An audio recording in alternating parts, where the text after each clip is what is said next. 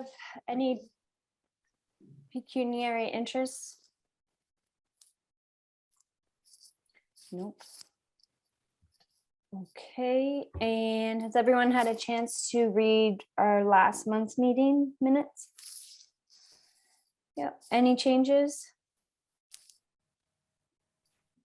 No, okay, so as I flip back to that screen, just a motion to adopt those minutes.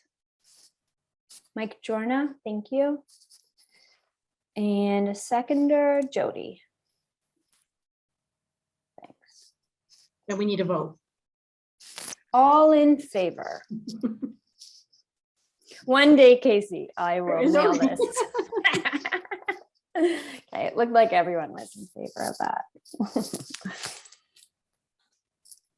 Okay, then let's get right down to business. So today we have a long-awaited, very welcome guest, Amara Karchek, who is the climate change coordinator for Perth County. Welcome, Amara. Thank you for joining us today.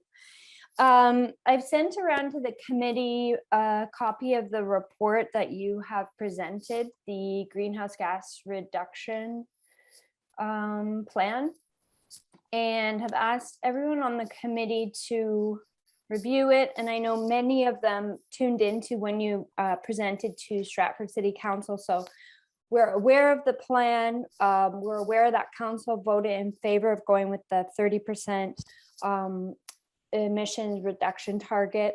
And if you're agreeable, I'd like us just to, in the interest of time, shift right to questions that the committee members might have.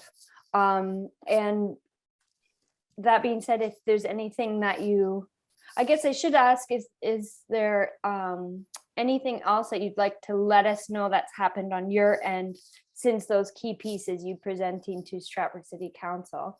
And then we can shift over to questions from the committee. So I'll give you the floor for right now, and then we can shift to questions. Thank you for having me here. I know it's been a very long-awaited meeting with everyone, but I've had a busy October attending different council meetings. But I'm very happy that the city council has adopted it and it is moving forward. And also, I'm happy for this session to really get your feedback on what you think and the direction of the implementation stages moving forward in the work plan. There are still some logistics that I'm working out with County Council with reference to the approach to the work plan, because it is urban versus rural. So meeting with the partners to hopefully in the next week or so to really hammer out those details as it comes to the work plan. But definitely I will be very much open to questions right now. Thank you. So those of you who have questions for Amara, if you could just raise your hands and we'll make our way through them. Sammy. I was just wondering, when I went through it, something that I noticed under the agriculture section, agriculture it's a huge thing in our area, and it produces a lot of emissions, which your count shows. But I was wondering that there wasn't anything mentioned about regenerative agriculture or anything on those sort of lines. Is that something to look into or to suggest to farmers, or a way we could kind of support them or encourage them to move towards that?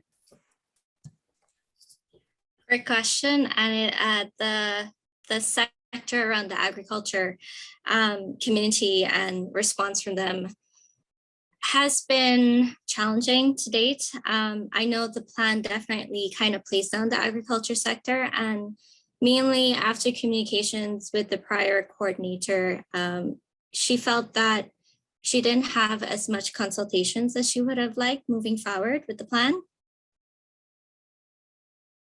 not making assumptions on behalf of the agriculture community. And definitely during the implementation stage moving forward, there has to be a complete survey of not only the various sectors listed that have more detail, but also the agriculture sector, especially when it comes to carbon sequestration, the number of farmlands, being able to see the exact number of their emissions to date. There has been mentioned that there has been, in terms of transportation, their off-road transportation, there has been some sort of green technology that has been implemented to date, but the numbers are from 2017. So that is essentially 4 years ago. So there's a very big area for updating those numbers, and the work plan starts by updating those inventories, and agriculture is one of the main focus areas.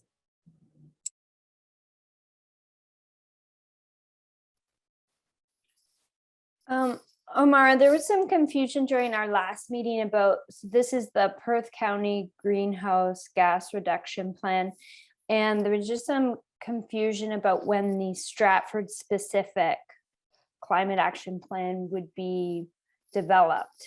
Are you able to speak to that? I know that Chris is on the call, so he may be able to add to that as well, but are you able to share the timing around that? I do not have a specific date today. I wish I did to have one to share with you guys, but as I said, I'm just starting the work plan. And Chris, if you would like to add anything to this. Thank you, through the chair. So as per the council direction that was passed at the October 25th meeting, there was a recommendation approved that a climate change implementation plan, including a green standards policy, be developed. Now, with that motion, there was direction provided for a climate change coordinator position being referred to the 2022 budget. So from our perspective, in terms of a city plan and working on that implementation plan, as Amara mentioned, we're going to be starting work on looking at our inventories based on the 2017 baseline and projects that have been completed since then, so that we can see where we're at now. In terms of timing for that implementation plan, though, obviously that there are budget implications related to that, and having a specific person dedicated to working on that at the city would impact timelines for being able to develop that. But we are going to be continuing working towards that. Thank you, Chris. So I saw you turn your screen on and off. So is that essentially the climate action plan that we have been talking about for the past year or so? Like the Stratford climate action plan? That's what you're referring to as getting dedicated staff towards for 2022, right? Through the chair, yes. So the idea would be, if it were approved during budget deliberations, to have a specific climate change coordinator position. That position would be, from our perspective, the corporate climate change coordinator. We would still work with Amara or someone in the capacity of a shared climate change coordinator that would act more so from the community perspective. So we have this community side with this plan that's been introduced. And then our hope moving forward is that we can build on the corporate side of things. Okay, thank you. I really appreciate you clarifying that. That makes sense to me right now. Sammy. To add on to that, so are budget decisions coming up quite soon, or because if we have to wait for that to be approved and we're not sure whether or not they will approve a budget for a climate change coordinator for Stratford specifically, it feels like a lot of kind of entering that waiting stage again.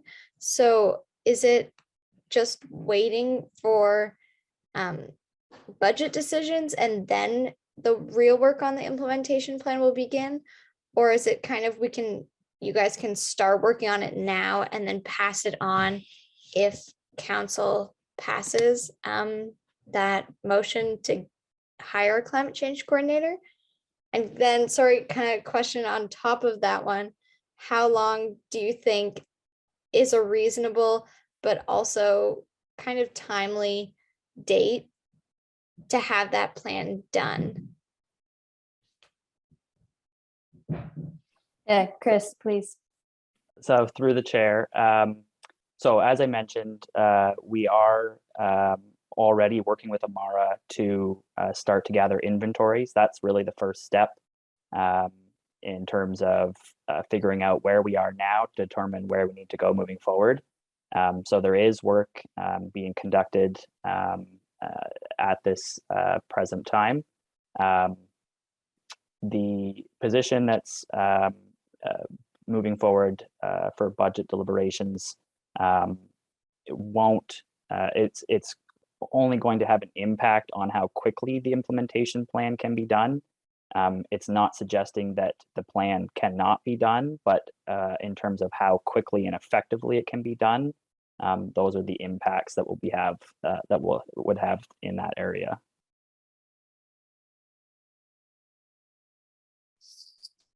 Okay, and just a reminder that E&E passed a motion and then reinforced that motion at our last meeting that a climate change coordinator position be created for the implementation of the climate action plan. Craig, I saw your hand up.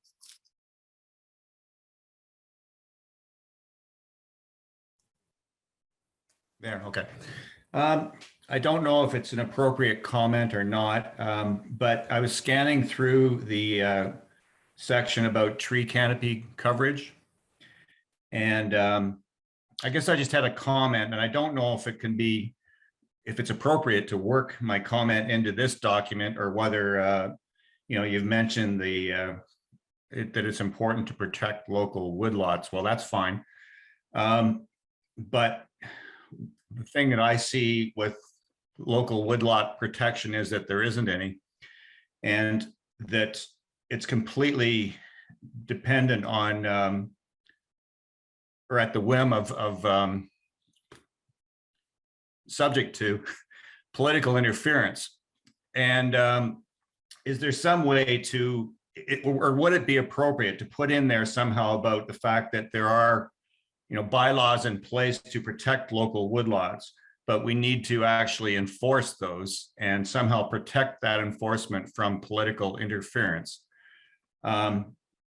And I don't know whether that comment is even appropriate to put in a document like this or not, or whether that's under implementation of some sort. You know what I'm getting at? Yeah, you make me nervous when you say, I don't know if this comment is appropriate. But yeah, so I guess somewhat similar to what we discussed around the anti-idling bylaw, where we've had a bylaw but it hasn't been enforced.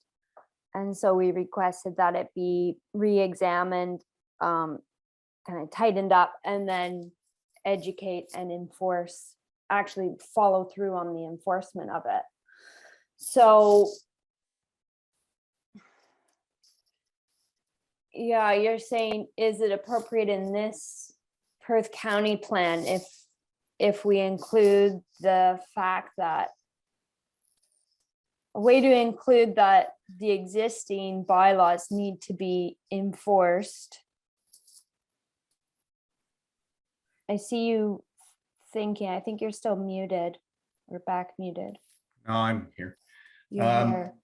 I don't know. I guess I just want to throw it out there for other people. Is it appropriate to put wording in there in this document for that to somehow protect the bylaw or enforce bylaws, or put some emphasis on the bylaws? It's a really important it's a really important component.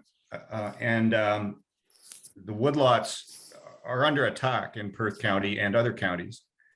And I'm trying to figure out how to put that in bold in the Right. document. And I'm not quite certain whether it's appropriate at this point to even, if that's appropriate or not in terms of language or not. And I don't know. I don't deal with these kind of documents enough to know if I'm out in left field. Yeah, I wonder if Chris or Tatiana can weigh in on the appropriateness of it being included in this document, or if, oh, okay, Chris, please. So through the chair, my thoughts at this time. I mean, the plan's been completed and adopted by council. Mhm. It is a framework that sets out more general goals and strategies for the partner municipalities to undertake. This bylaw is a city bylaw that's being addressed right now. So questions about the bylaw would lie more with us than with the plan in terms of anything that the committee was looking for in relation to looking at the bylaw or considering the bylaw moving forward. Jody. Yeah, sorry, it's a little sunny here, so I don't know. I just have a question for Craig. Were you thinking about more woodlots within the city of Stratford or in the Perth County in general? Like, are you talking about our city bylaw, or are we talking about other municipalities that surround us? Because my understanding is that we don't have that much woodlot in Stratford, but maybe I'm wrong. No, we don't. And so it wouldn't be a city thing. I guess I was just perusing through that document that Emily circulated, and I just noticed towards the end it was talking about neighboring municipalities and partnerships and so on and so forth. And it was a comment that I just thought about just as I was going through that, and I guess I just wanted to raise it as an awareness thing. Maybe it's not appropriate in dealing with this in the city at the city level at all, but I didn't know if there is reference to neighboring municipalities that would go into this document. And again, I feel kind of strongly that that it's an issue, but maybe it's absolutely not appropriate for us to be dealing with it. Well, at the very least, it's something to be aware of for all of us and Amara as you're moving forward and working on the public engagement side of things. The fact that it's mentioned in the report, the need for tree canopies, the awareness that there are bylaws that are in place, perhaps to varying levels of degree, I guess, but that the enforcement side of things in many people's opinion could be greatly improved. That's me being PC. And just to add, I really appreciate that feedback and the focus on certain areas that you guys have really picked up on. And this is as I move forward as well, and really knowing exactly where it is that I need more focus on, or areas that I'm not aware of. And it's great to know that there are enforcements for woodlot, and I will make sure moving forward, it's something I bring up with the other partners. Okay. Good. I'm glad it is helpful for you. So Mike, you have a question for Amara? I do. Yeah, Amara, it's very clear to me that the two biggest sources of greenhouse gases in the county and the city are transportation and buildings. We have 30 years to get to zero, or 28 years, I guess, to get to zero in both of those. And with regards to transportation, the availability of alternate means of electric vehicles is somewhat limited. So there isn't a whole lot that Stratford can do at the moment to change that.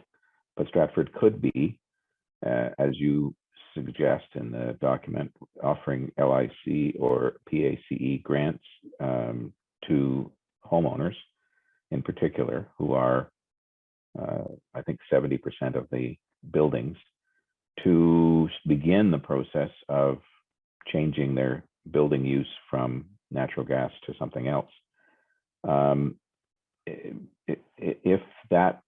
If we only have 30 years to do that, or 28 years to do that, I guess what I'm asking you is, can you point us and the city into the most effective use of what we should start with? In other words, starting with putting in charging stations when nobody can buy an electric car doesn't seem to make a lot of sense, although we do need to do that, and change the building standards to allow for charging stations in new builds. But we do have a better opportunity to change the consumption of buildings immediately. And so I guess I'm asking, what should the city start with? You've made lots of good recommendations, but in order to get to 30% in 8 years and 100% in 28 years, what's the best way to start, and how quickly do we have to do it? I think moving forward, to answer your question, the best way for me to really grasp where it is that Stratford stands is I need those projects that have been completed since 2017, because I know there has been projects that the city has taken on themselves that have not been added to the emission reduction to date. So for me to answer that question, I need updated information, and I'm currently working on it. Being put in contact with members of your various departments to get an update on completed projects that may have gone on since 2017 and ongoing projects that will add to the reduction numbers of the city of Stratford. I'm sorry I can't give you an exact direction, but I know this is the first stage and everyone has a lot of questions about where this is going. And I need to see those numbers first before I can point anybody in any direction. And because I don't want to put emphasis on one area and then another area falls behind, or being able to really assess the overall view of it before I make a recommendation and say, oh, we need to change X, Y, and Z, when there's another area that maybe hasn't been updated, or your reduction target numbers have already gone down to some percentage based on projects that have been completed.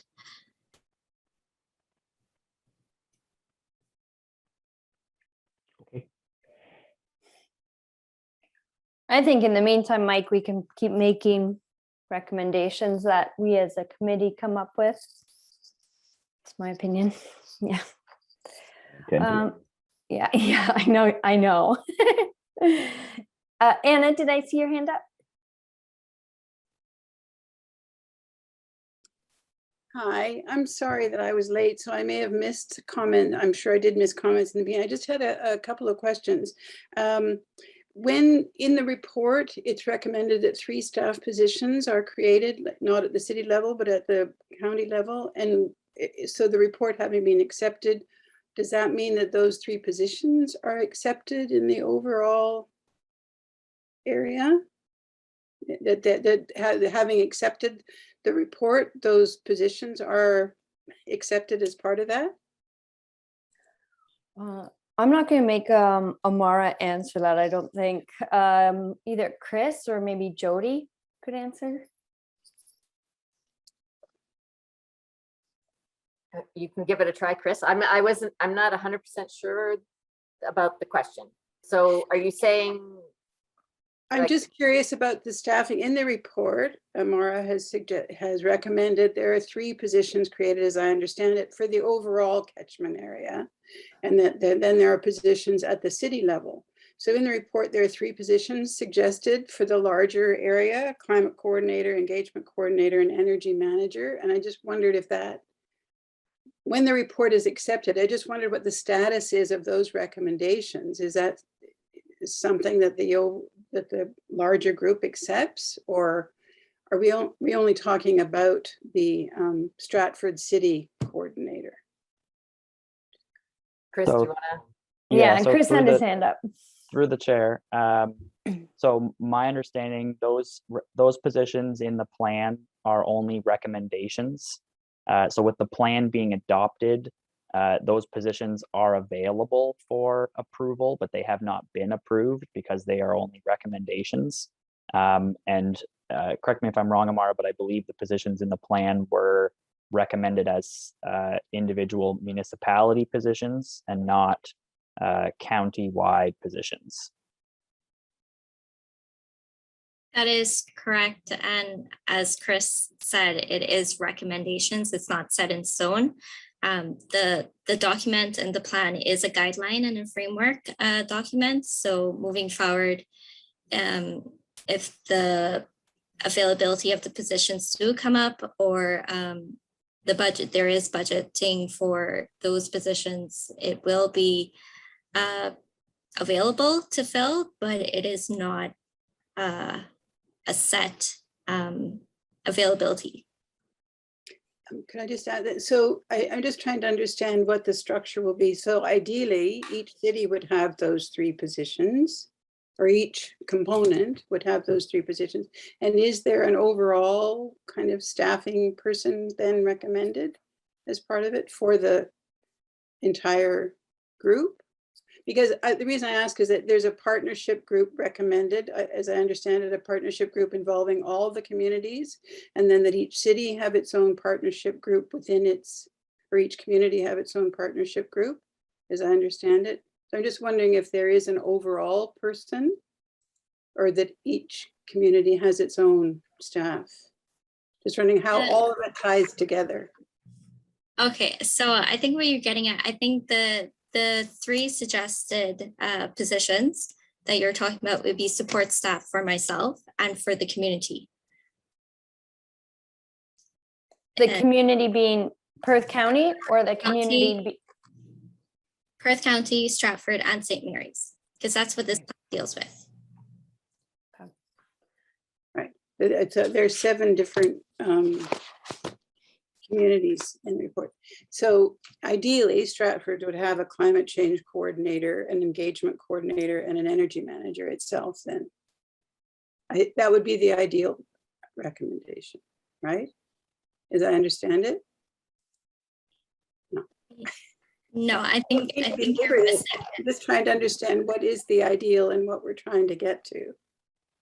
So it would be 3 staff hired for this, the community-wide plan. So that would include Perth County, the city of Stratford, and the township of St. Mary's. Perth County, including the municipalities under it. So the 7 partnership. Okay, great. And then we would have our own. Okay. So like how my position is right now, as I work with the 7 partnerships. So okay, fine, thank you, that's good. I just wanted to mention one thing that I didn't see in the report anywhere, the mention of Indigenous communities, nor their involvement in a climate action plan. And we give great voice to Indigenous communities and their stewardship of the land in our Indigenous land acknowledgements. And I would just offer that in the groups that are being suggested for partnerships and monitoring this, that the Indigenous communities be included.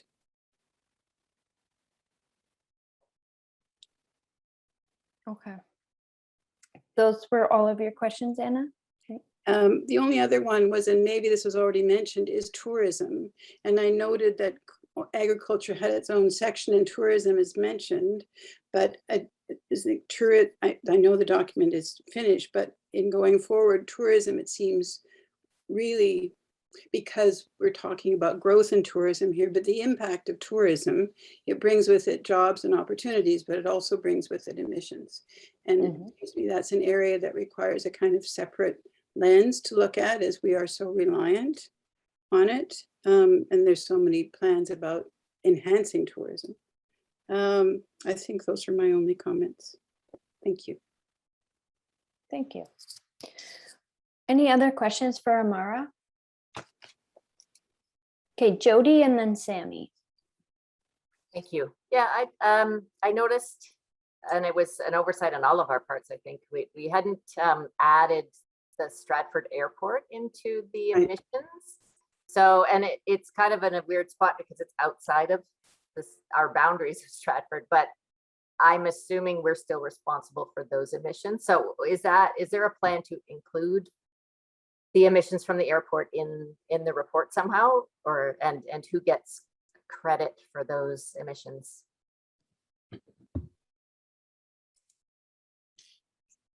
Yes, moving forward, those emissions would have to be accounted for and added to the profile because it is a big factor to include.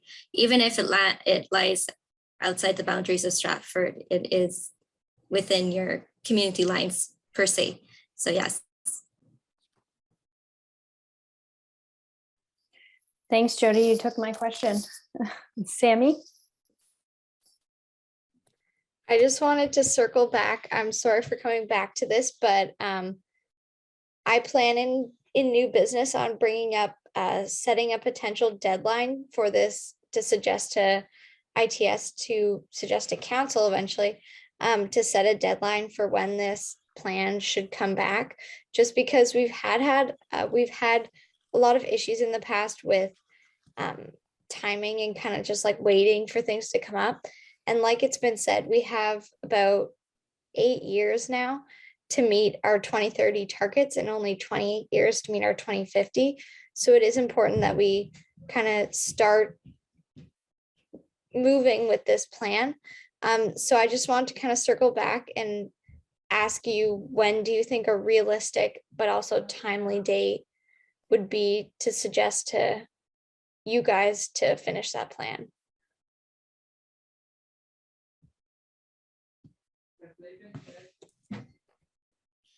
Thank you, Sammy. I know it is a pressing issue, and I know there has been many delays in the past, especially between the previous coordinator and my hiring on in June. And my hopes is that that does not happen again. I unfortunately cannot give you a timeline to date, as well as due to budgetary constraints and other, it's not only the city of Stratford I'm looking at, but as well as the other county I have to take into account. And there are some logistics that I'm still ironing out and trying to figure out that was brought up in county council as it relates to the movement of the plan and through the implementation stage. So my hopes is that within the coming months, the plan should be done.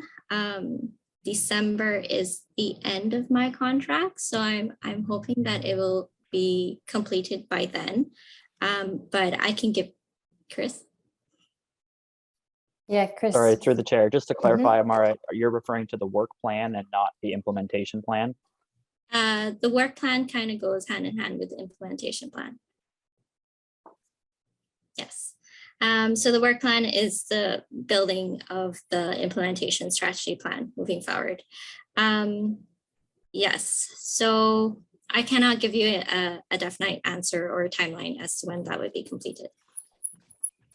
So if we were to pass a motion saying, like suggesting to council to set a deadline, would December be, because I don't want to push you guys, but I definitely think it's good to set a date just so that it stays on people's minds. So again, I'm not looking for a date, but would December be pushing you too hard? I understand where you're coming from, but to not put ourselves in a bind if that timeline is to approach and it's not completed, I would prefer if there wasn't on that as yet, until I get somewhere in the inventory and survey of the emissions profile to date.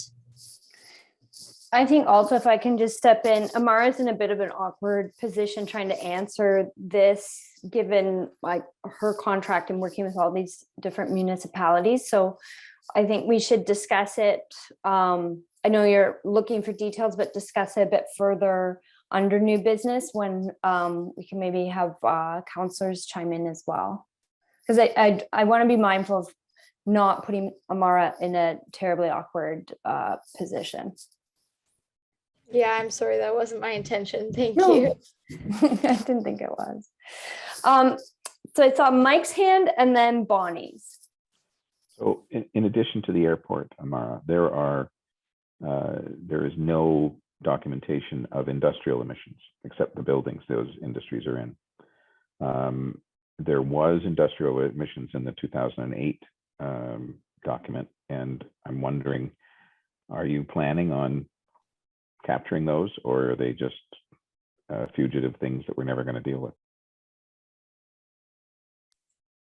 So to answer your question, I have queried that myself with the previous coordinator, and she did tell me that it was due to the fact that industries, because this is a community-wide emissions profile and plan, it would dwarf all other emissions regarding the community emissions. And as well as industries tend to have their own set regulations and policies that they follow. It is an area I'm interested because St. Mary's has brought this up with me as well. So I will be revisiting it, and I hope to have more answers as to if I can have more say in those emission profiles and direction as to where some actions can be taken. But for now, that is the only answer I can give you.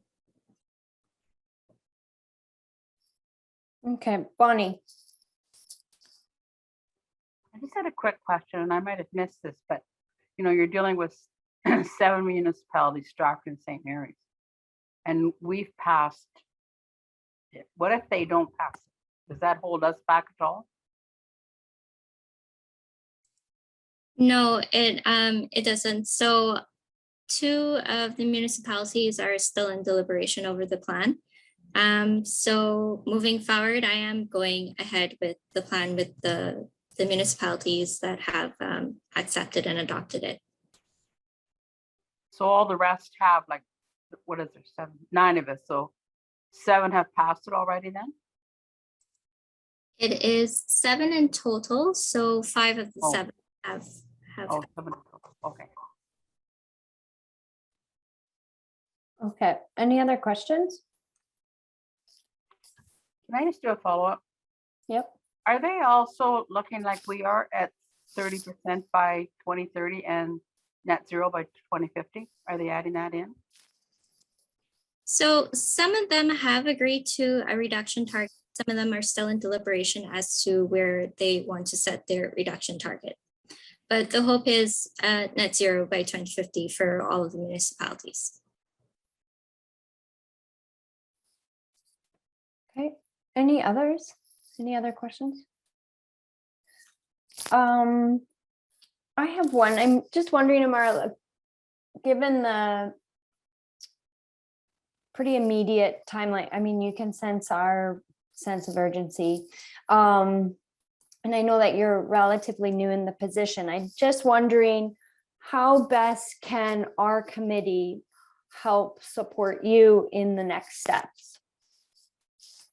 And maybe you don't have a full answer right now. Obviously, our communication lines are open, but I just thought next steps that could help support you in your role in moving this forward.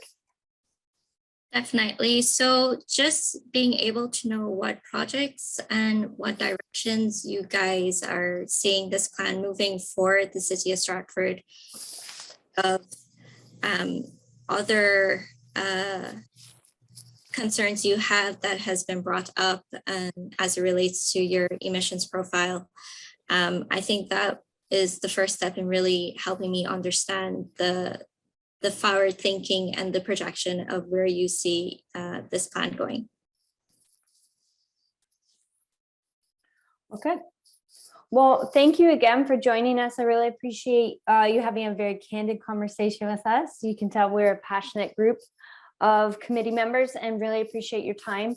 And I'm sure we'll be in touch. And oh, Sammy has one last question. That's okay. Just to kind of go off of what Emily was asking, once it is put together, how would we be able to, as like E&E, help to make sure that those actions are passed? Would us kind of passing motions to support the plan help, or how would we be able to assist with that? I haven't gotten that far as yet. Honestly, it's just in development stages for this work plan. Chris, I don't know if you want to add anything to this in terms of the steps moving forward. Yeah, so through the chair, so the work plan that Amar has mentioned a couple times, that's going to be started in the next little while here to identify best way forward based on the community plan, is kind of what is being worked on at this time in her role from the community perspective. The inventories that we're working on from Stratford's perspective with Amara, that's going to be contributing to the implementation plan. That's a bit more of a, I think, as we understand it right now, is a bit more of a longer term project with the resources that we have available to us in terms of finalizing what that looks like. We are in the process of working towards that. But once it's ready, I don't see why we couldn't share it with this committee for comment prior to taking it to council.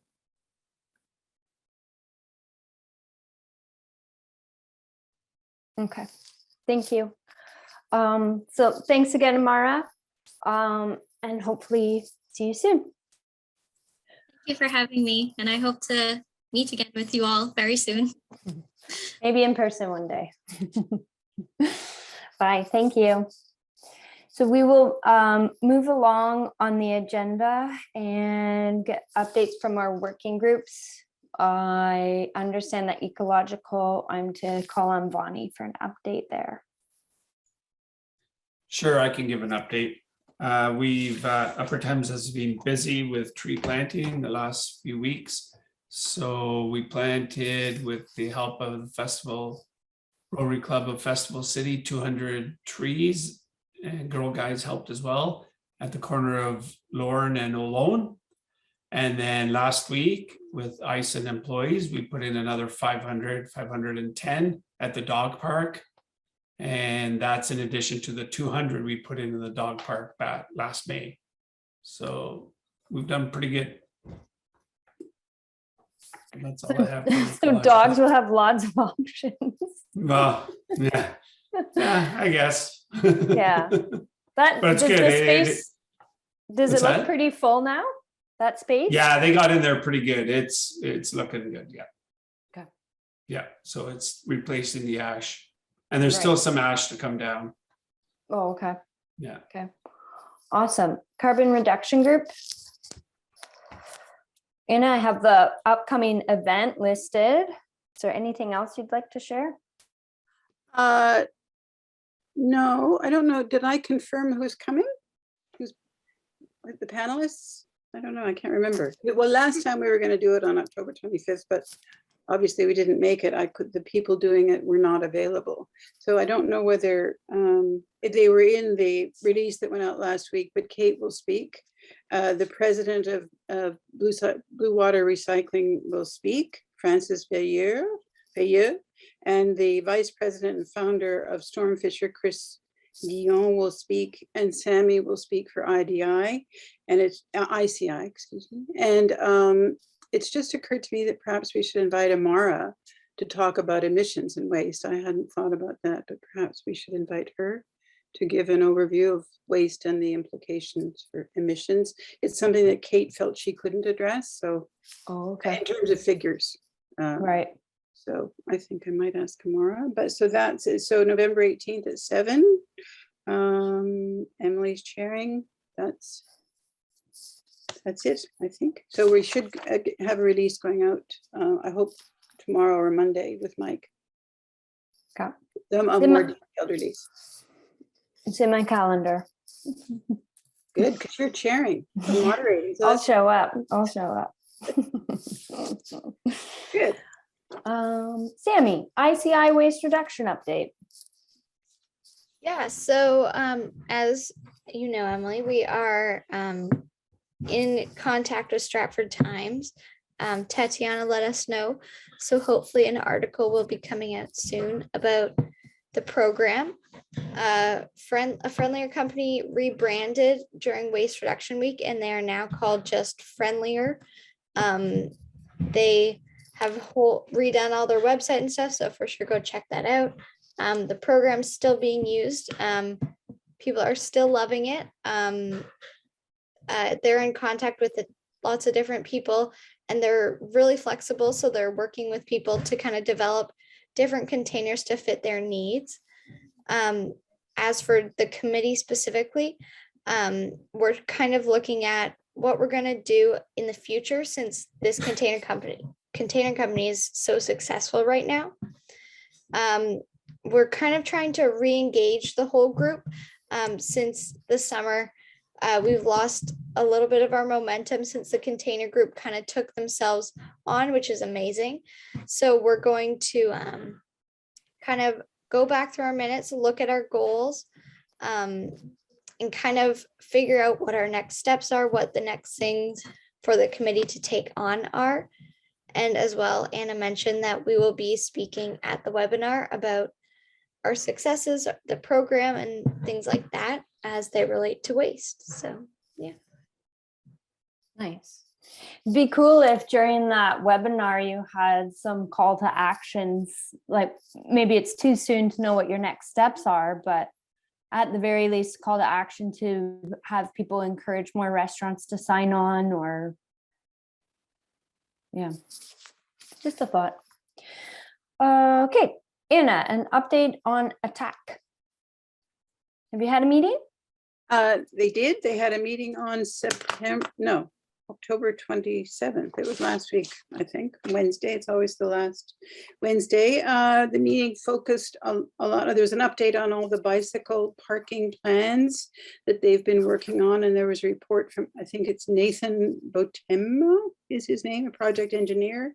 Initially I think there's about 50 different combination of racks and corrals and stands in the city. The target, I think, Jody, is 75 altogether, and BIA is working on also installing more in the downtown area as part of the bicycle tourism initiative to try to get more people to come and use our bicycle facilities.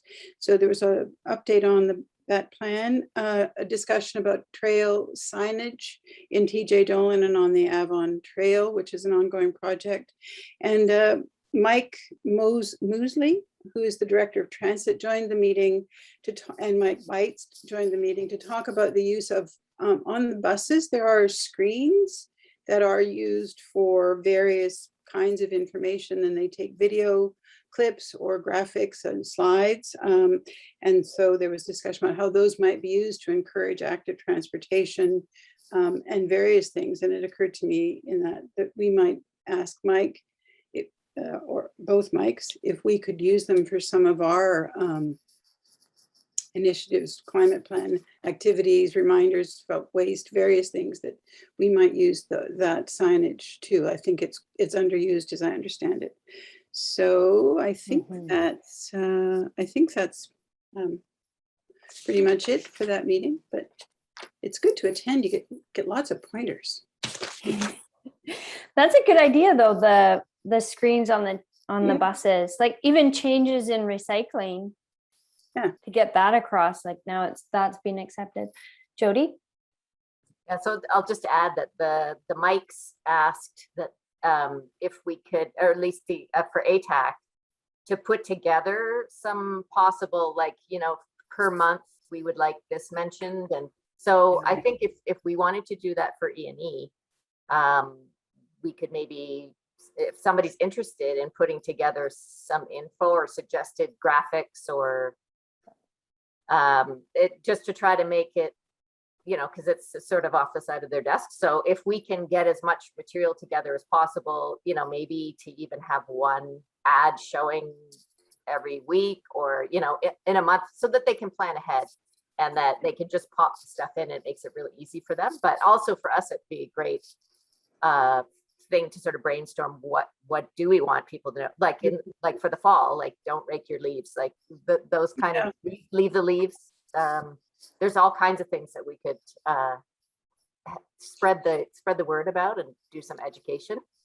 So yeah, I don't know if somebody wanted to take that on or what you thought of that. Captive audience. Well, I think I could ask Mike if we could first put up an announcement about the webinar. And there's already a lot of resources on the climate change page already. There's charts and various things. So we could even ask to just, can you pick something from the climate change page once a month to highlight on the bus? There's a lot of, there's a lot of stuff, Bonnie.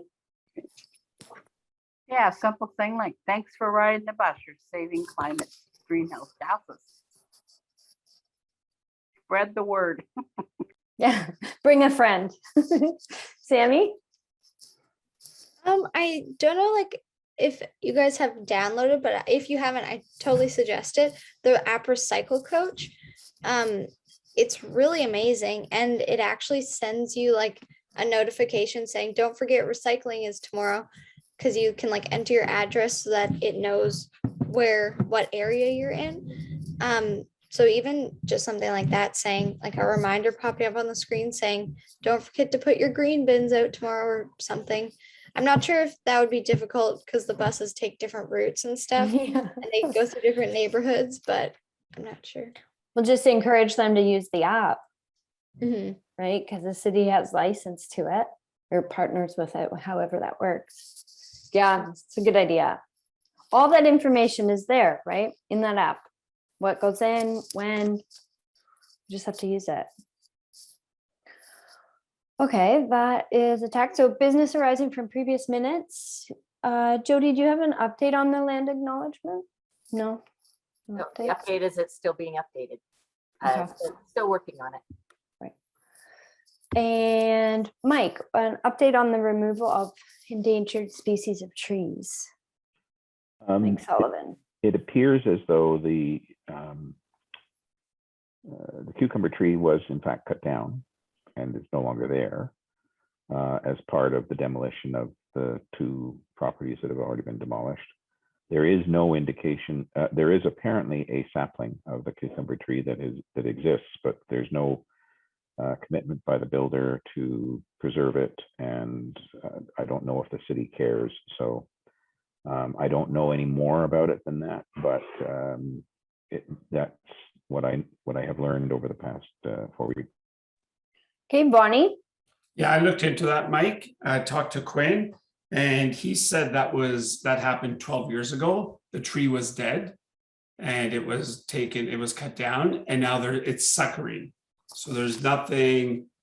He doesn't think you could even take a shoot out of it to see whether it would grow, but that's what happened. It was dead and it was taken down. And I talked to our terrestrial ecologist, and she suggested it's weird for a cucumber tree to be in Stratford. So that was obviously planted because they don't propagate naturally this far up, more down in the Carolinian Niagara area. And you need more than one to propagate. So it's, but Quinn said it was a dead tree that was taken down by the developer.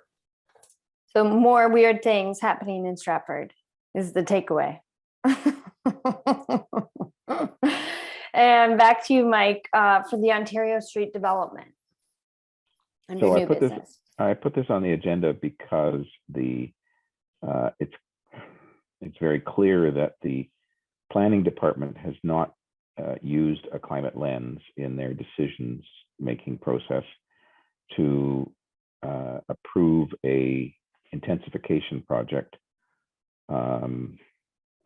There's a whole lot of things wrong with it, but the issue for this committee is both how do we, in the future, examine proposed developments from a climate perspective, but also this proposal is going to lock in internal combustion engine cars for the next 40 or 50 years because there is no provision for the ability for these homeowners to charge them.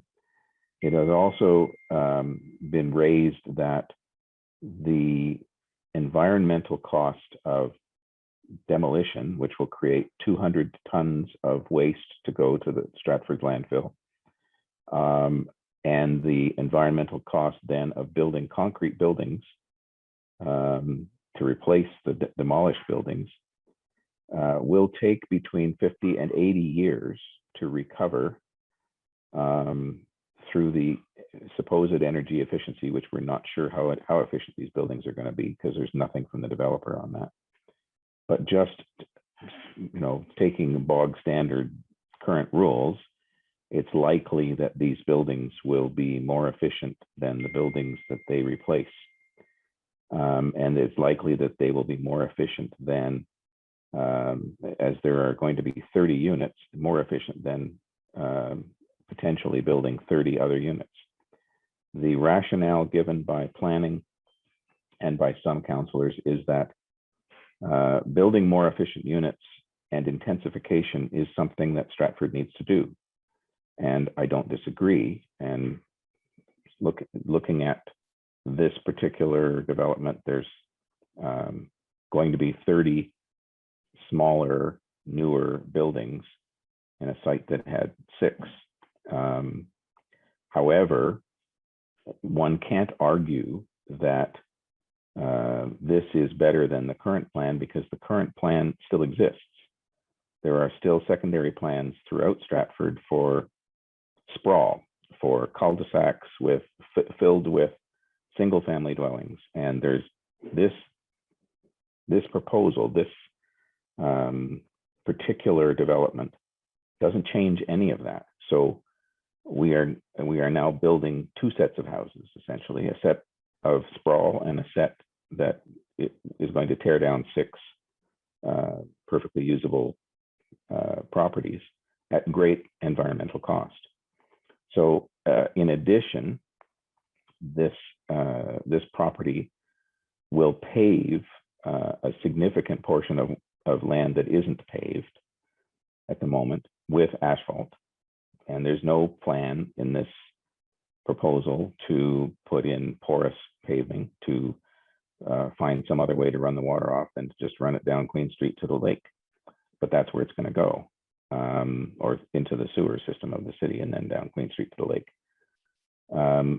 So it would, to the casual observer, and on reading the reports from the planning department, there is no reference whatsoever to the environmental advantage or disadvantage of this building.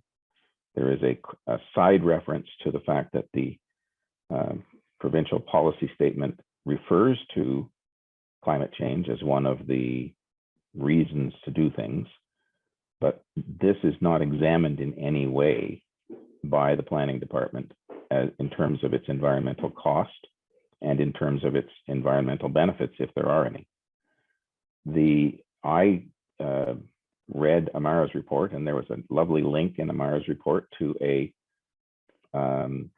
climate lens at the Association of Municipalities of Ontario that is to be used by staff of a city to examine their decisions. And when you examine this decision through that lens on that website, you get 2 red flags. It only does it in 2 areas. One is energy use and the other is water runoff. And both of them come up red, not yellow or green, but red, meaning that they are bad decisions. So I realize this is also very much an issue that is being raised by residents who live around the building. I don't live around this building. I don't purport to It's not a NIMBY thing for me personally, but I know that some councillors have suggested that there's some NIMBYism going on. But there is also a suggestion, and I believe it to be true, that what this proposal will do is draw a blueprint for other developers to take the heritage corridor and turn it into high density. So Ontario Street, Erie Street, Downey Street, and Huron Street, where with its lovely array of century-old homes, is now ripe for development, and there's nothing the city can do to stop it once it approves this one. There is then I believe, an existential decision to be made. Is this what we want as the city of Stratford? I may leave that to the councillors, not to this committee, but do we want to change the way people see Stratford as they come in? Or do we want to continue to have fairly inefficient century-old homes dotting the landscape? It's not a decision I'm qualified to make. That's up to the councillors. But when we make these decisions, we have to make them with our eyes open to the environmental costs. And I don't believe that the planning department actually used a climate lens when it examined this proposal. It did not require charging stations for 47 cars. It did not require porous paving. It did not take into account the embedded carbon in the existing buildings and that they will be taken to landfill. And it did not take into account the embedded carbon in building new concrete buildings. None of that appears anywhere in any of the reports. And I believe this committee should at least comment on it and perhaps give direction. Thanks. Vonnie. So I just want to understand, so this is being approved by city council? The development has, or just in committee level? So 2 weeks ago, on the 25th of October, the committee, by a 7-4 vote, approved planning's report, which recommended the approval of the application by the developer to tear down, it was going to be 6 buildings, it's now going to be 5 or 3 in place of 5, and to build 2 15-unit stacked townhouse complexes, where, and they're a little apartment building with the staircases on the outside, if you want to imagine what that looks like. So it's 15 units where you walk upstairs to get in and out of your unit, or units as it were. And I believe there are individual staircases inside, so that each of these little townhouses is 2 stories inside. And you walk up to the middle to get into the 2nd and 3rd floors, and you walk down a staircase to get into the ground and the 1st floors. So council hasn't approved this yet, and if they do approve it, does the developer come back with site plan and can make recommendations on site plan? So yes, there is the council meeting is Monday, and council is voting on the recommendation of the planning and heritage committee, which is to approve it. It's the word special has been added to the zoning that's being or the official plan amendment that's being asked for. So it would be a special high density development. I have no idea what the word special means, because there's no definition in any of the words of the council meeting. That was not there on the 25th. It was added on the 25th meeting, October 25th. And then it would then require site plan approval, yes, as any development would. But the drawings we've seen and the approvals are to include, the drawing includes an asphalt driveway, an asphalt parking lot. It includes no charging stations. It includes a 2 3.5-story concrete buildings. So really an overall question is, how might this committee encourage planning staff to examine new projects or new proposals with that climate lens. Right?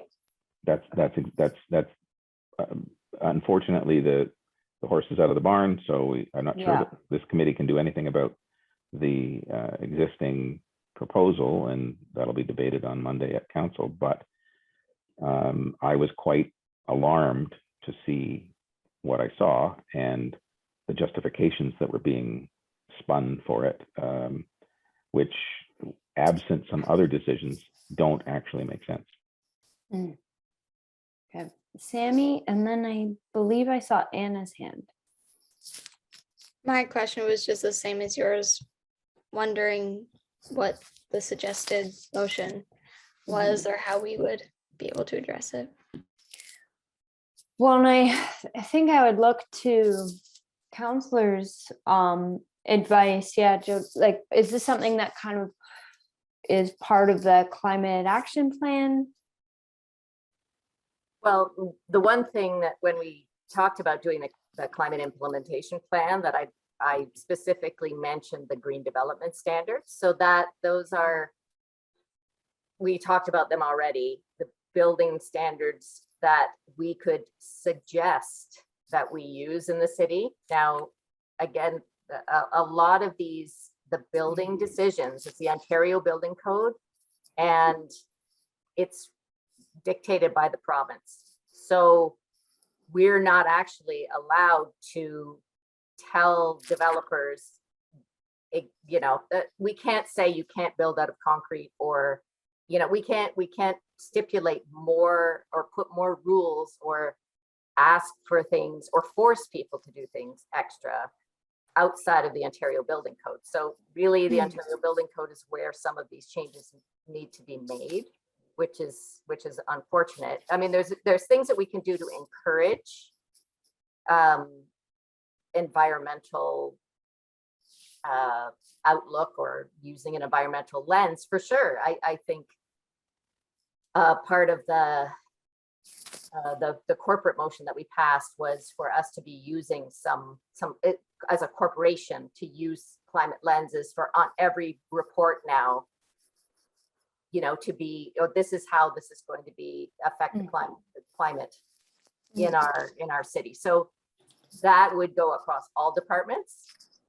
Again, usually these reports are recommendations to council. So it would just allow us to see, okay, so staff did use that lens, and this is what they say, how it's going to affect, you know, future decisions or your decisions, how it will affect the climate. So in a project like this one, it's really quite complicated, all the emissions things. Also because the detailed site plan is the level where we would actually see what is this building going to be made of. Like what we've seen so far are concept drawings. So we don't know actually what their plans are. And when I ask them, they're like, well, we haven't got to that stage yet. Now, I would love to say to them, you need, like, yeah, these are things we want to see in our city. Absolutely. But can we Require it? Can we require it? Can we reject their proposal based on that? No, because LPAT will be like, well, those aren't part of the rules, so you can't use that as your justification to turn down their development. So the justification that we have to have needs to be out of other regulations, unfortunately. So as far as environment goes, it's hard to, at this stage, to know. But, you know, we should be, as council, we should be encouraging them to, and I'm pretty sure we asked about charging stations and so on. And so they know it's on the radar. It's on council's radar, but it's, you know, again, we sort of dancing around this. We would like to have these things, but we can't require it. So can it be in light of the fact that we've declared a climate emergency, we require X, Y, Z? Yeah. So we can say we would like these things. Yeah. Really, because it's a privately owned property, Mm. And it's a sort of Mhm. this whole discussion of, you know, can you force people to get inocular or like to get vaccinations, or like where's the freedom to choose end and the regulations begin? It's hard. It's a hard line, and I know that as a community, we would definitely like to go in the direction of emission reduction for sure. So how to do that? We need to rely on each other as community members, and of course, this developer is not seen as a community member because they're not from here. So, you know, that weighs into it as well. Mm. I wanted to mention too, I think it was Hayden that sent around the information about so he had said that there's it's 200 tons for 4 houses being knocked down. And the most recent proposal, I think we're looking at replacing 3 of those houses. So that number would be a little different. And the other thing that occurred to me is typically speaking, if you're replacing a house, like let's say it's one of them is a triplex with another triplex, then the retrofitting is better for the environment, like leaving the existing house and retrofitting it. However, the retrofit still creates a bunch of garbage that goes into the dump. So it's not a zero sum. Like if you're going to gut those places, and I have friends who've recently been in the one because the festival's renting it, and it needs like a complete gutting.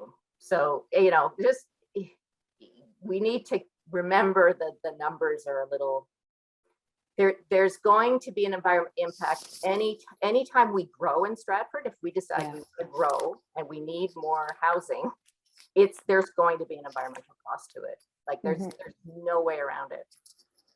So one thing that I've been doing research, of course, multi-unit, anything with 5 units or more purportedly is 50% more efficient than a 4 or less unit building. So just by the nature of the building and less outside walls, you're going to have almost double the environment or the energy efficiency savings. So that is a factor. If you're replacing a less efficient type, whether new or old, with a more efficient type, you're going to, again, it's like this balance sheet of like, you know, cost benefit ratio. So, you know, that's on the benefit side. To have a higher number of units in a more walkable transit location, you may end up with better GHG emissions fairly quickly. Anyway, just food for thought. Yeah, it's not an easy calculation. Mike, I saw your hand up. I just wanted to quickly ask, Vonnie, I don't know if you know the answer to this, but Upper Thames worked with some more London area developers that putting in LIDs. That's what I was going to suggest. Can we partner with the developer, and he's putting in asphalt is the idea, but taking that runoff through swales or rain gardens and so infiltrating. So with the project that Upper Thames partnered on, was it Ilderton or Ingersoll? Ingersoll, yeah. Ingersoll. Was that the development was already built, and then Upper Thames that was right from as it was being built, and instead of putting stormwater ponds, we put in rain garden cells to and take who their stormwater initiated off that? the burn. We did. And the developer was kind of hesitant. And then when he saw the savings, he came on board, and he's one of our biggest champion for that. Yeah. Okay. Mike. So yeah, that's what I was going to suggest, if we could look at doing that. Mike. So that is a really good idea, and I appreciate, Vonnie, your being here. I want to disagree with Councillor Verbeck about the whole notion that there's nothing we can do. When this proposal first came to council or to the planning department, the developer needed not only an amendment to the official plan, but a waiver of significant portions of the official plan, because there is a specific prohibition in the official plan against high density buildings in a stable residential area. That's very, very clear in the official plan. and council or the committee and planning have decided to waive that requirement or to permit something. By doing that, there's an awful lot of leverage towards the developer, meaning that council or the planning department and the committee could have demanded environmental things in return for that waiver. It's not a simple matter of the building code won't allow us to ask. This isn't the building code. This is Stratford's official plan approved by the province that says thou shalt not put high density housing in what is currently a stable residential neighborhood. It's prohibited, and for some reason planning says, but we're going to ignore that because we really, really, really want high density development. Okay, then when you're making those choices, use the climate lens to determine what else do we have to get from this developer. The developer's land value has just gone from upwards of threefold in terms of value as a result of this decision. Surely there's some money to be got back from this developer for things like charging stations, for things like the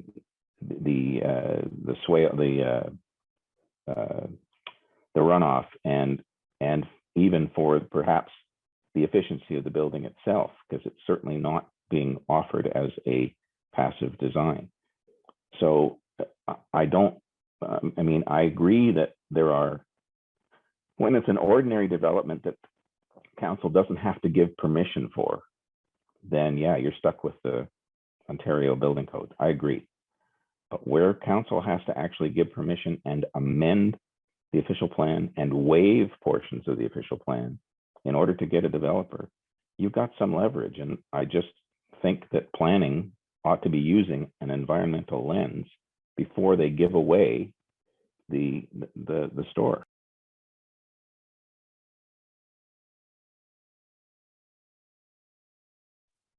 Bonnie. Bonnie, I'm asking you this question. I'm not sure if you know the answer, but I know in all the new subdivisions, say that are going up McCarthy Road or Olone and all that, they have to put stormwater ponds in, or when they did the one off of Romeo Street, stuff like that. Is there, I'm assuming there's a set number that comes when you have to do a stormwater pond. And I can't remember any apartment buildings ever having to do one in Stratford. They don't have to do it? Just homes? Okay. I was just wondering about that because I was thinking, you know, they did the ones down by the river and where Avon School used to be, and none of them have storm ponds. But the LID project can work in, well, obviously in any small project either, because we're looking at one skate park, right? So it can be any size. Exactly. Because I know when Walmart was coming to town, and when they were going to go on a legal spot, I think Chris Rickett, myself, and a bunch of, there was some from Energy and Environment there. We met with them and discussed like that type of, what is it, previous pavement and types of trees. And I know from accessibility, I brought forth the idea that there's a sidewalk from Ontario Street and possibly from C.H. Meyer to the store through the parking lot, so you can actually get safety through. And they did that. They put, you know, you have to cross a little bit of pavement, but you get to go up on a sidewalk and you can go all the way into the store, right? And as far as I know, there's only 2 in town that have done that. Like No Frills has done it, and they have done it. So there's all those things to think about. So I'm not sure if it would be too late to ask, but I don't see where it would hurt for you to approach the developer and suggest things, especially as like you're saying, there could be cost savings and they still have to come back for site plans. And I know we want our departments to be looking at things through a climate change way of looking at things, but in all fairness, we just passed it and we've had her here talking about like no plans have been put in place. They have certainly heard from Energy and Environment about things we'd like to see. And I believe it was Tom Clifford at our zoning changes, which was something separate. he brought up that we should be adding in the zoning changes that there's a mandate for charging stations. I was embarrassed that I didn't think of it, but, you know, and that's going to come after because we want to get the zoning changes through. So there's ways, you know, moving forward, we can, you know, say these are concerns we have. And Mike, you make a good point about maybe they could have brought some of that up at that time. I'm just not sure it was probably part of that mandate at the time. Because since I've been on council, I've seen a lot of changes. Like we no longer have to say to planning and development, when you're doing a new road, will you make sure you're putting a sidewalk or a multi-use trail there?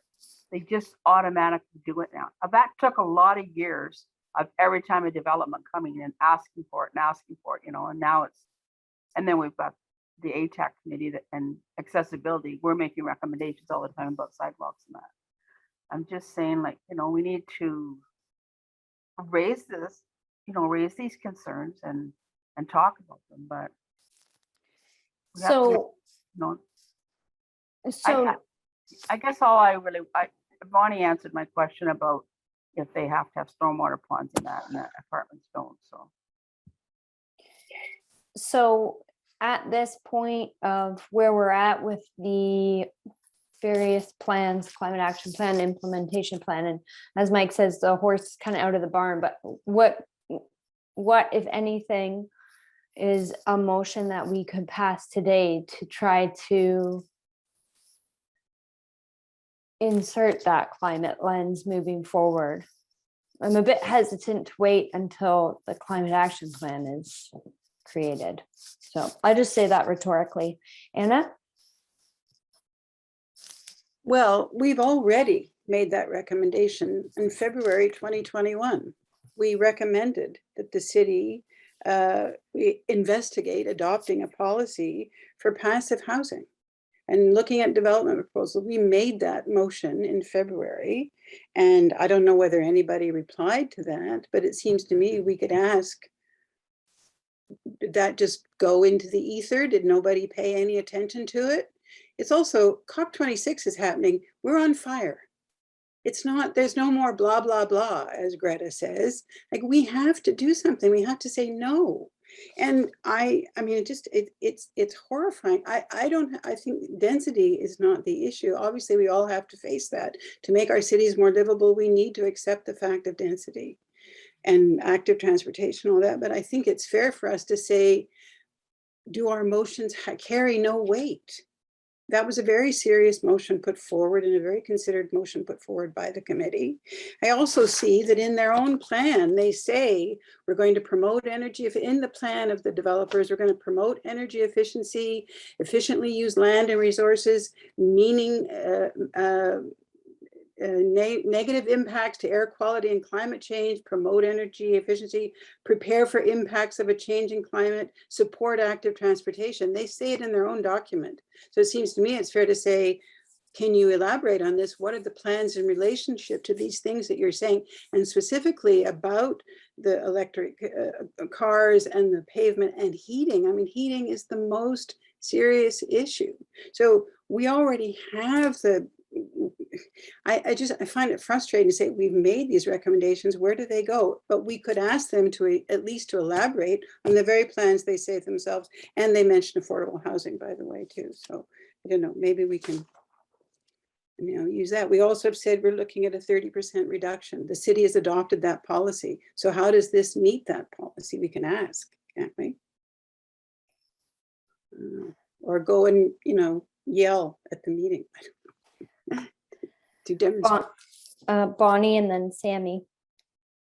I think, Anna, what happened was some of the motions that we had, because we had the climate change coordinator working, and then they were coming forth with a plan, and then she got another job. I think some of that stuff, I don't want to say sitting on the shelf because they've got so much they're working on, that they're going to be relying on the climate change, plans going forward. And I think Chris has taken that on from the city to start moving that stuff through. And staff's been like for 5 years now working on the zoning plan, and it's so close to being done plus budget. And I'm making a whole bunch of excuses here, but I just think that's basically where it's at. And they've heard the David Mayberry about the net zero in Woodstock, what they're doing, and you know, they're trying to work through things. We just hired a new director of infrastructure, Taylor Crinkwall, and I think it's, you know, it's slow to us, but probably fast to them, trying to get things through. I don't know how fast it works in other communities when they first have this idea and they come forward. And I know it probably depends on the size and how many people work for staff compared to, you know, say Toronto or London or whatever, who have, you know, full staff that can do a lot of this stuff, right? So, but what I was thinking was it wouldn't hurt for us at Monday's meeting to bring up, because I'm sure the developer would be there, that hopefully we will be looking for, when he's doing his site plans, that he is looking at LIDS and permeable pavement and, you know, things like that. I don't think it would hurt for us to ask, and to also ask, are you planning to put in electric charging stations? You know, I don't think it'll hurt to bring that up at the meeting. Can I just say, I mean, it's not as though developers don't have many examples here in London, nearby, all over the world about how to do this in an energy efficient way. It's not, there are people doing it. There's a whole community in London that's being developed as net zero, you know, so there are, and in fact, I understand that Enbridge is working with people in London to get them to use heat pumps. And so, you know, they'd have to be blind not to see that there are opportunities that not only are energy efficient, but are, you know, fiscally efficient in the long run. But It's answering, where does that push come from? Everybody. Right, but how can we as a committee make those things happen? But can we not ask them to elaborate on their very own plans in their document, and to ask city how, if there's any guidance from the motion that was passed by Energy and Environment in February? So that's what I'm trying to get at, is what is the motion that we can pass today in regards to this project that will get us there? Sammy, then Jody, then Mike. So I was thinking, because again, if Mike said it's coming on Monday, I don't think our motion would meet it in time. So maybe we could ask Jody or Bonnie to bring up these concerns and to ask about what Anna mentioned, what they've actually written in their plan, to kind of say, so can you explain what this is? And then even maybe suggest electric vehicles and low impact development and things like that, as kind of a workaround, instead of letting our motion have to wait till it gets through the process, just Bonnie or Jody taking it up. And then also kind of to pass a motion saying that planning in the future uses a climate lens, because again, with this project, it's kind of hard to make them use a climate lens or suggest that because it's a little too late, but we can always pass that motion now for future developments. And again, I think that would be, the climate lens is included in the climate implementation plan, but as we've just heard, it's very questionable about when that's going to come up. So I think we shouldn't wait for that. We should put that forward, or we could put that forward. Did we not put that forward? Am I dreaming? I thought we put something about, like, not just the passive house, but climate action or climate change lens. And that, from what I understand, the motion that we had passed had that as a separate piece, that we will go ahead with the 7, I forget what it is, it's an overarching living principles or living something. principles of Yeah. that's going ahead separate from the plan. So in there, I thought that it was going to be on every report from every department, that climate lens question was going to be on. That was my understanding. So okay. that should in theory happen long before the implementation plan. So hopefully we won't have to wait for it. And just to clarify for Anna, I think what happened was we asked about the passive house standards, and that got folded into these green development standards, because that's sort of more the terminology people are using, at which you have different levels that are not mandatory, but suggested levels. And the very top one is passive house standard. So it's kind of, I think, morphed into the green development standard, or I think they use another, there's so many terms, they use another term for it, but it's within that. So that's why when I was asking about the implementation plan, that we definitely have that in there as like a key component for future development. And Sammy, I'm happy to ask the questions about the charging stations and the LID, the drainage, you know, even bike storage, and like there's a bunch of stuff that we can ask.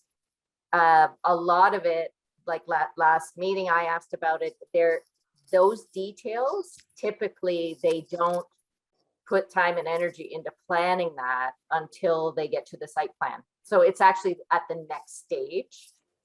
So, but definitely putting pressure on to say, these are the things we want to see.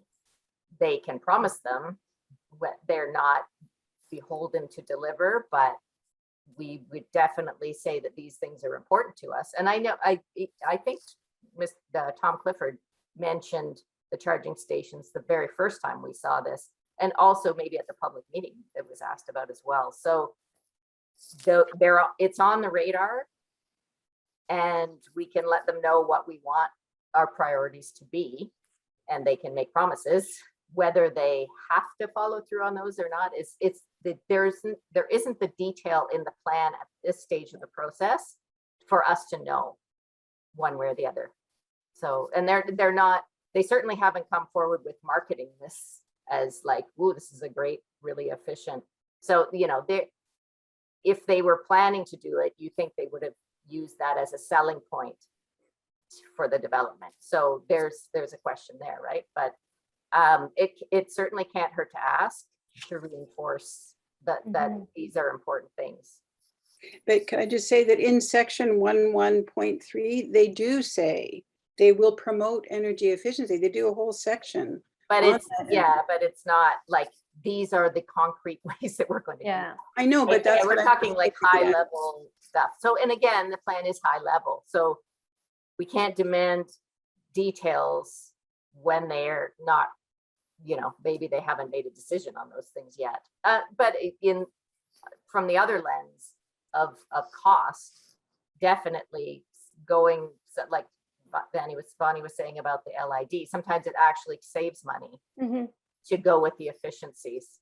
And certainly to build a multi-unit, you know, have 15 units in one building, definitely is, you know, they're saving money, but they are definitely more efficient. So those things, it's part of the reason they will do something like that, because it is more efficient in money and in environment. Thank you. I believe it was Mike Sullivan and then Mike Jorna. So if you let it go till site plan, you have no leverage. You still have leverage because council can still on Mondays say no or defer it till they get a reasonable answer from these developers. And so that would be my suggestion. I know that whatever resolutions this committee makes are only really going to 2 councillors at this point, because they won't be in time for Monday's meeting. But you 2 councillors could certainly take forward our concerns and defer the decision until such time as you know exactly what's going to happen. The leverage you have is now. There is no leverage on site plan, because then they're dealing with the building code, and the building code sucks. We know that. Trudeau has promised to revise it many times, and we still don't have it. In terms of Sammy's request for a motion, I've written something out. I've lost it, but it's here somewhere.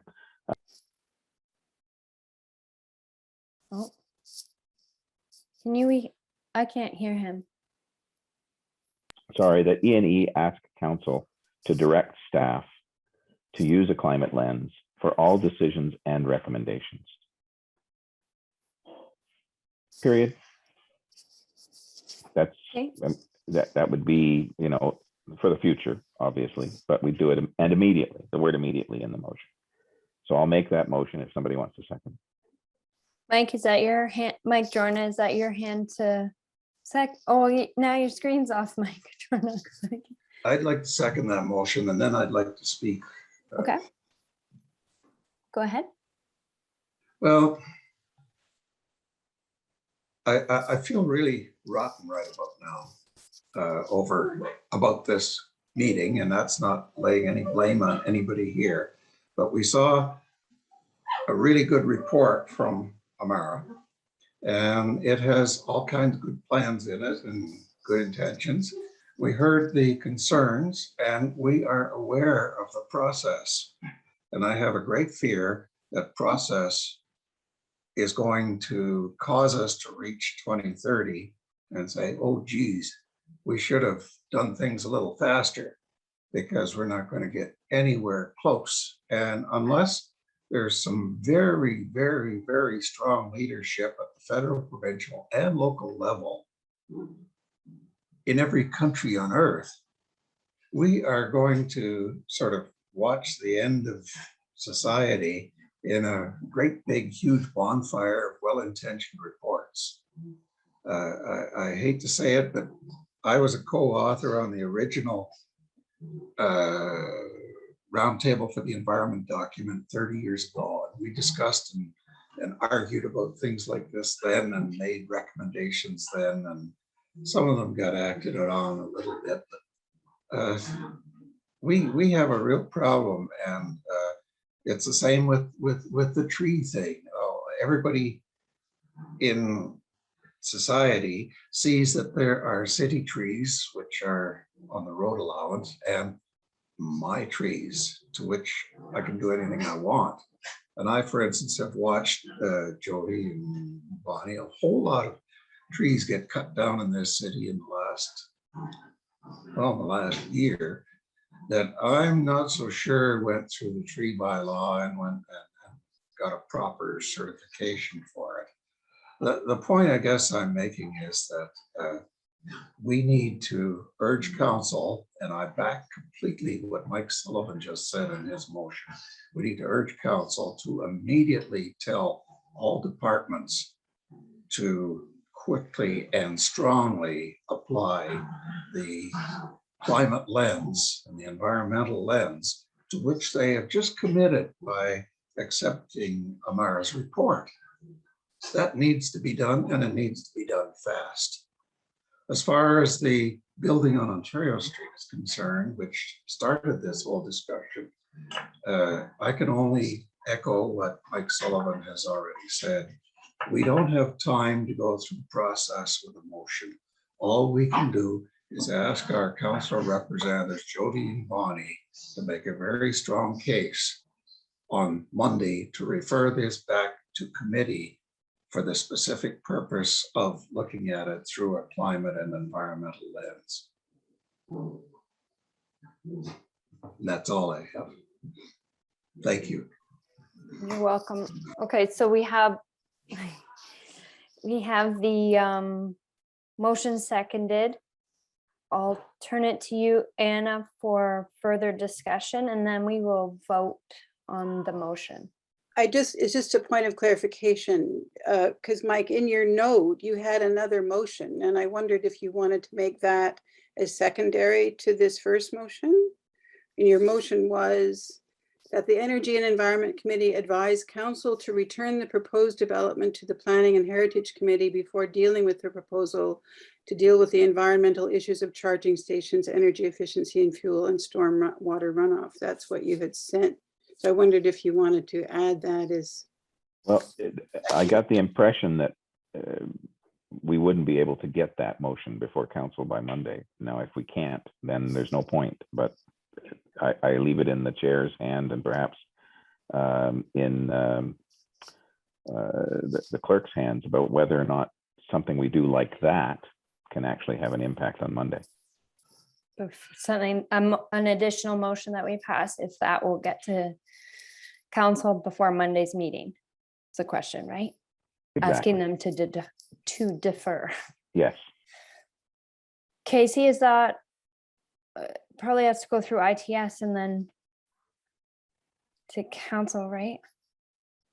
Yeah, I know because, this is process, but we can do the motion and like paperwork won't go through, like I believe the agendas have already been completed today. mhm, I won't see Tatiana again before council. right. So, I mean, we can pass the additional motion and then us as committee members contact council and say that we've passed this, Or counselors can just take it. where counselors can just take it. What do you mean? Like just bring the issue up at council. Oh, okay, I got it. Jody and Bonnie, yeah. Okay, so, So I if guess- if that's doable, then I'll make that motion. so the original one that you emailed out asking to defer. So Yes. Casey will have that wording. Okay, but we need to finish voting on The second Mike's motion. first one, don't we? Yeah, Yes. about the climate lens. Okay, so all in favor of, Bonnie has a question. Bonnie. I have a question. Mhm. I'm not sure how to word this, but like council just passed a climate emergency plan 2 weeks ago. And is that not already giving direction to staff to be doing this?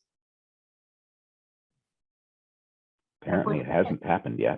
I think it's sort of a slap in the face myself, but I think it's more of a Well, communication issue with staff, This- right? Yeah, the report we're talking about was prepared, what, 2 months ago, 3 months ago. So it is going to take a while to come through the pipes. But yes, as far as I understand, it was part of the motion that we made when we at the last meeting, at the last council meeting. So if it is in fact already, council has directed staff to do that, then I would withdraw the motion if that's in fact the case. I just wasn't aware that it had actually, that any direction had gone out from council to staff. Okay, and that, so we're hearing that has, so then, so that motion is no longer on the floor. Not voting on it. But the one about You need to ask Mike deferring- Jorna if he agrees to withdraw it, because Mike seconded it. Okay, Mike Jorna, do you agree to withdraw it? Based on that I discussion. do agree on the understanding that our two counselors are going to make a very strong case at council on Monday. And so what about the deferring the proposal until we have more information about the energy efficiencies of the Ontario Street project? That's the main motion that I wrote some time ago, and I would, if our two counselors can carry that forward on Monday, then I would make that motion. Yes. Okay, that motion is on the floor. Do I have a seconder? At the And- motion that Mike emailed out. Yes. Yes. So, and Anna raised her hand to second it. Oh, Jeff, you have your hand up? I don't see your screen, but I see your emoji hand or whatever. Is that you seconding?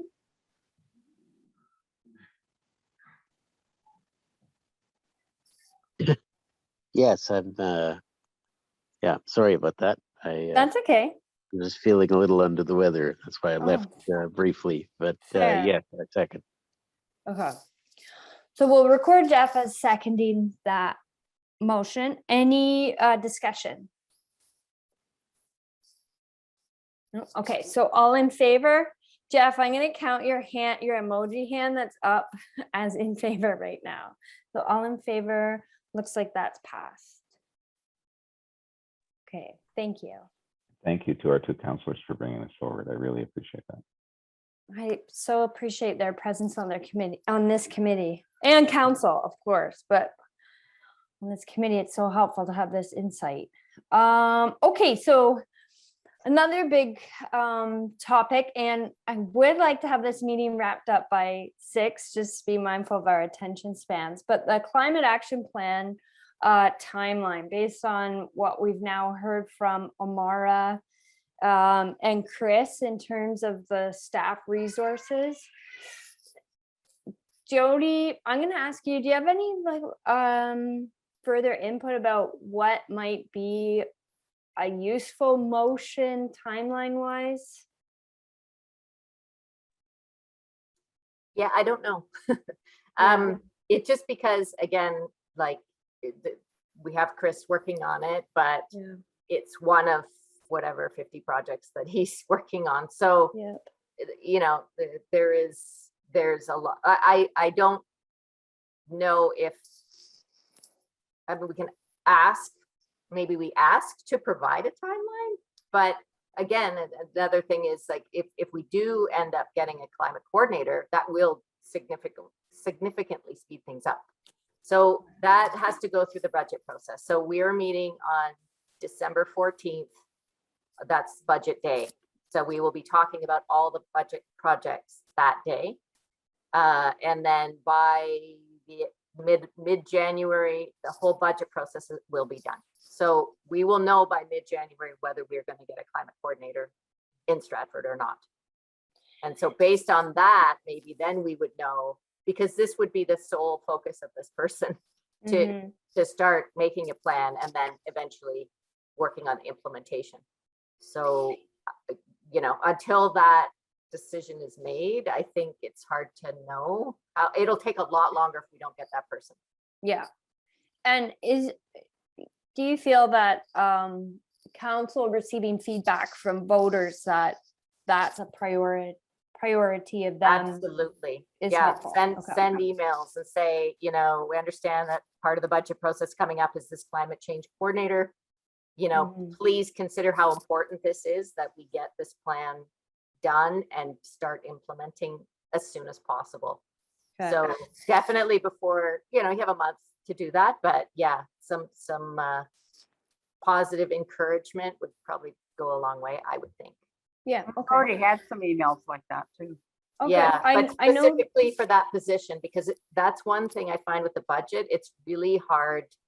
It costs us, it costs you all, it's taxpayer money that pays salaries, and that's really one of the hardest sells, is to increase staff.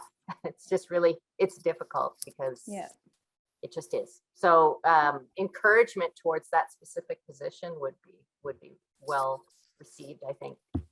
Okay, and I know Climate Momentum has encouraged that and plans to do so in the future. So that's good feedback to hear. Sammy? So if budget decisions are like, if we won't know until mid-January, Amara said she was she said her contract is done by December. And so if we hope that she can finish this plan before her contract is up, that means that it's way before budget decisions. So is there a way, maybe not to force a date on her, but a way to even just like emailing her and saying, showing like, we are really concerned that this is going to be released in a year, and then we have only 7 years to meet these targets.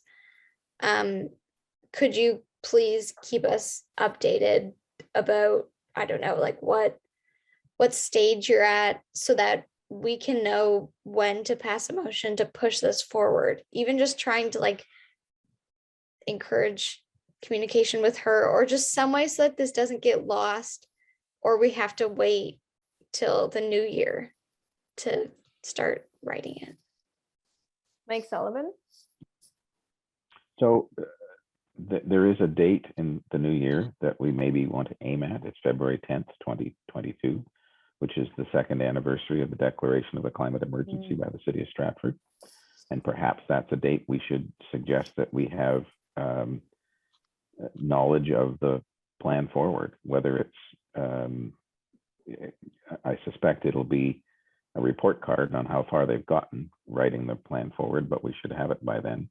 In addition, Councillor Burback and Councillor Henderson, if the budget decisions are being made prior to there being an action plan, does that mean there will be no money for the actions that are being recommended because the decisions will have already been made?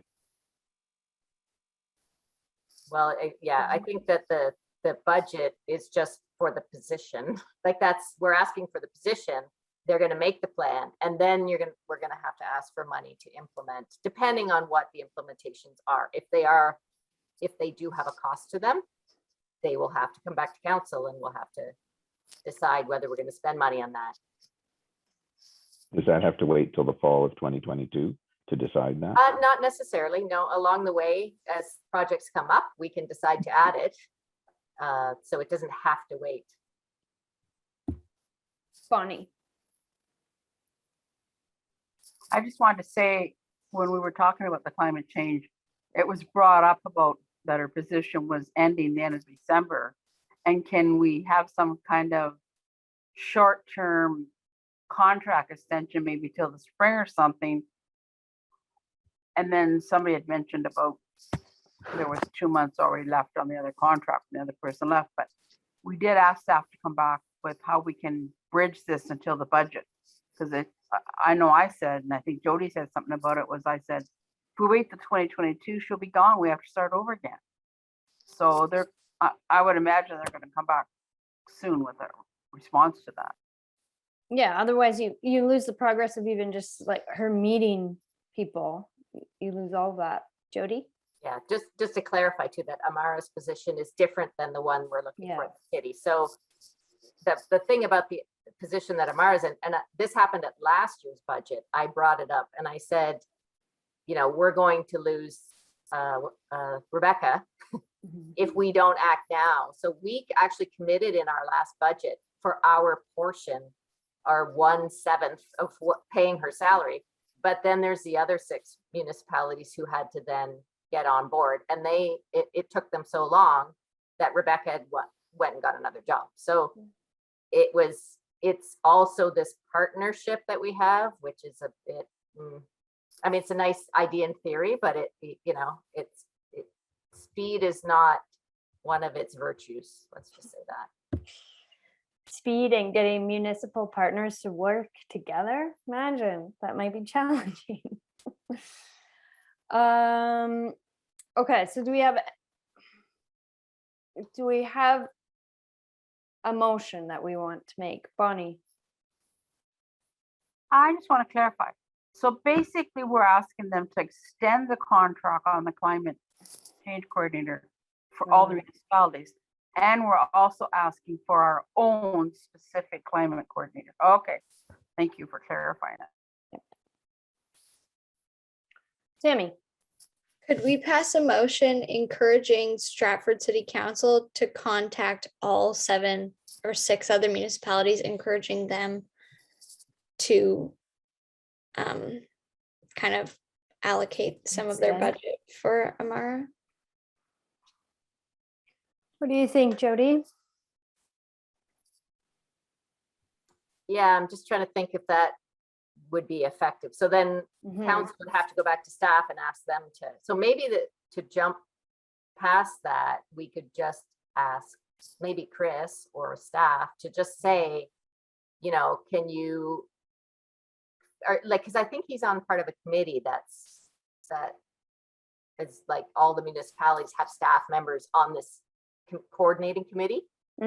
So maybe getting him to just go directly to them and say, Stratford's interested in continuing this, because hopefully we will be. Can we get your commitment moving forward, so that we don't have a gap like we had last year. I thought we did that when we were talking about it. We said like we need to get them all on board. We're all doing budgets, and yeah, it's all part of the process.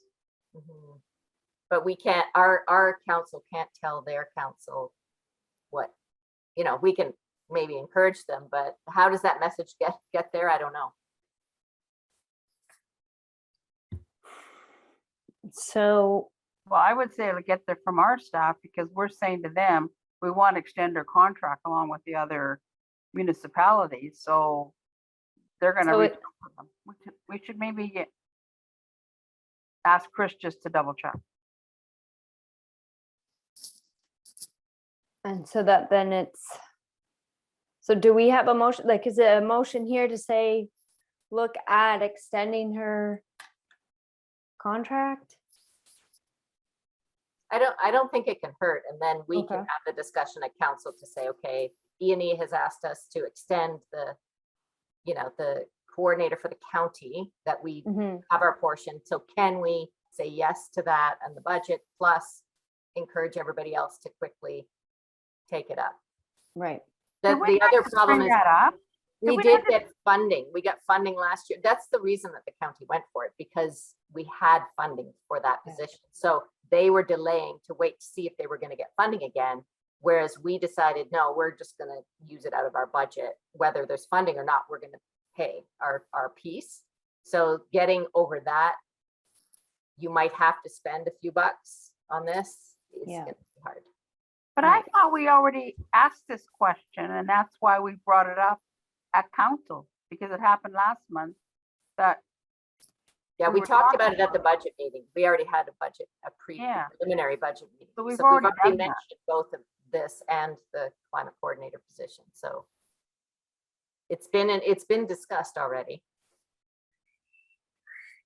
So I think I'll ask for a third time. Should we do the motion then that in light of the progress or wanting to continue the progress that the county climate change coordinator is making, we recommend that council extend her contract? It can't hurt. Okay. I can't make that motion, can I? Sammy? You're going to make that motion? Okay. I think it's not what you initially suggested as a motion, but I think it is a logical next step in continuing the progress and hopefully gets us closer to having a firm date and then implementation and then reporting on the success of implementation. And So- adding, sorry, Mhm. and adding to that, I can email Amara and just again express our concerns that it's going to get lost and ask her to keep us updated for that. Okay, so Casey's raising her hand, which means that we have to take care of some official business. So you want the wording of the motion? I just want to make sure that I have it. I have the Yeah. E&E request council consider extending the shared climate coordinator position. Do we need, just leave it like that, simple, just to extend it? Okay. Okay, so that's the motion put forth by Sammy, a seconder. There. Mike Sullivan. Bonnie, do you need to discuss it? I just wanted to say, I look back at the minutes, and the motion we made was consider additional staff resources in a broader environmental grade. So this is different. Yeah. Yes. That's like the Stratford one. Okay, so now we need to vote. I was gonna say vote in favor. Okay, I think that's passed. Yeah, okay. Thanks, guys. And Sammy, that you're happy with that in terms of that agenda item moving forward? It's slow, some progress, it's slow. It'd be I great know. if you could do a little faster, but yes, I think that would Right. be Same page. Okay, upcoming events. We heard from Anna about the next webinar on November 18th. I plugged that in the interview with whenever the name escapes me, Stratford Times or whatever it's called. Anna, did you have a comment? I did actually have a couple of things. A question about process at the city. Is there any kind of provisional budget? Well, I mean, you mentioned there wouldn't be any money necessarily to carry it out. So I just wondered if there is any slush fund or provisional monies that could be tapped in to eventually if the climate change coordinator is there. And the other thing is I just meant to mention when I was talking about the webinars, we're not going to use the money that we set aside. No one wants a fee and we can't pay Sammy. So that little amount we had left, we're not going to be using. So I should have mentioned that before, and we could probably deal with that at next meeting, but we're not going to spend it. So that's all. Sorry, sorry, my meeting's getting interrupted on my end. Yeah, I missed most of that. I cannot lie. I was being shouted at. Sorry, did you have a question? I really didn't catch it. You've got a daughter and I have a dog who's barking. No, I was just asking about process in terms of budget, whether there was any kind of slush fund or provisional fund that the city has access to, should the climate coordinator be hired, that there might be some resources for. And the other was just to say that that little amount of money we had left in the budget, we're not going to use for the webinars. And I forgot to mention that before. Well, yeah, and we had some money left over, I think, from Sammy's plants. We had approved up to 1,000, so I think we have maybe 400 left. Bonnie, I'm gonna mute myself. Well, I was just gonna say that, like, we haven't seen the full budget yet. We've just had a preliminary meeting because, you know, our treasurer passed away, and so things are been put off. So and I just checked the city webpage, it's not there yet. They might already have some money put in there. We have no idea. They know we've passed this climate change, so I would expect that they're gonna have some money put in there, but we'll have to wait till the budget comes out and see. And we'll know for sure by December 14th because we're having a full day budget. But we also have a budget on the 9th, so I'm assuming it's going to be posted shortly on the city website. Oh, and then we have one on the 30th.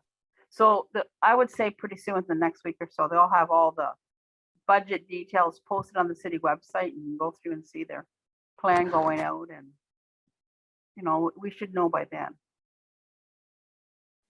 Okay, and in the meantime, encourage counselors and to devote to that climate action plan, climate change coordinator.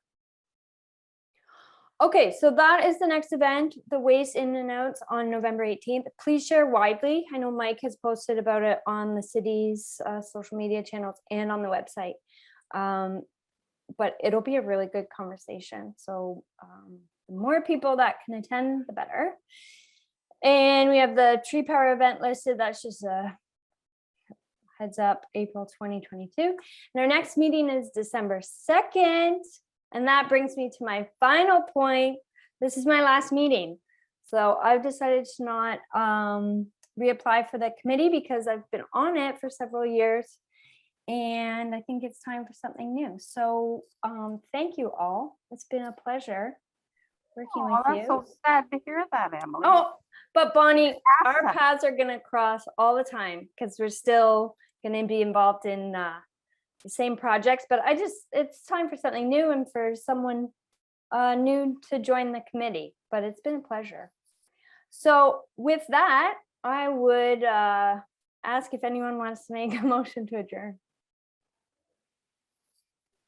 Jody. No, don't want to now. Sorry. You don't want to say goodbye. Pardon? You don't want to say goodbye. Oh, well, it's really not goodbye. It's just the end of me chairing these meetings. I'll see you around. Yeah, you'll be missed though. Oh, thank you. Thank you. Okay, motion to adjourn. All in favor? Yeah, okay. Bye, guys.